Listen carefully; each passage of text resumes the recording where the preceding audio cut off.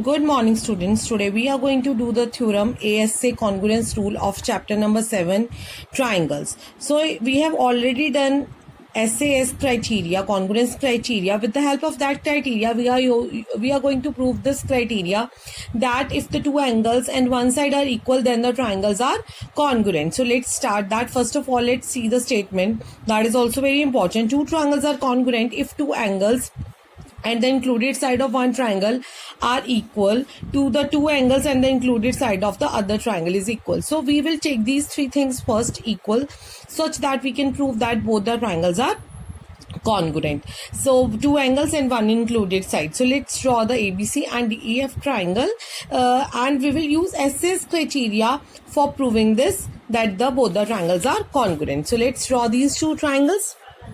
We will discuss the three cases, in which my first case will be, see, these are equal, but we can't apply ASA because we want to prove that, right? So how we are going to prove that? With the help of SAS. So one side is already given to this side equal. So let's take any another side like AB is equals to DE. You can take AC as well equals to DF, whatever you want to take. So by side, and this is already given in the question that this angle is equals to this angle. So by side angle side, this side is also equals to this side. So by angle B is equals to angle E, AB is equals to DE, that we have supposed from ourselves. BC is equals to EF is given in the question. So by side angle side criteria, both the triangles are congruent. Now if you will say that it is not necessary that every time that AB is equals to DE, what if AB is greater than DE or AB is less than DE? That will be our second and the third case. So we will concentrate on that cases also.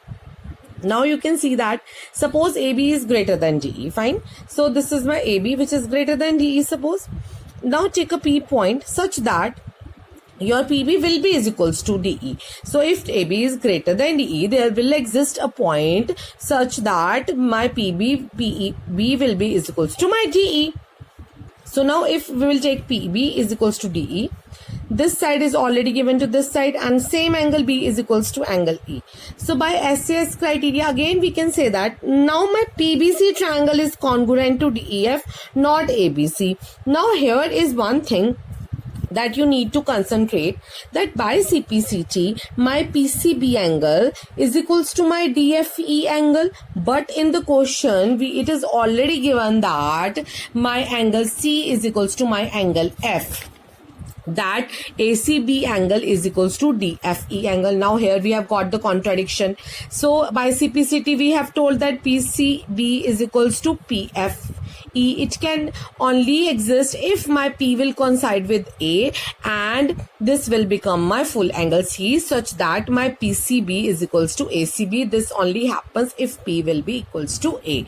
So this is also not true, that's why this is true. Now we will take the third case, when this point lies outside such that my DE will be greater than my, so this will be greater than my AB. So if it will lie here, so it will be my figure. Now same things you will take. You will suppose this PB is equals to DE, same B, angle B is equals to angle E, and BC is equals to EF. So by again SAS criteria, both the triangles are congruent. Now by CPCT, my PCB is equals to DFE.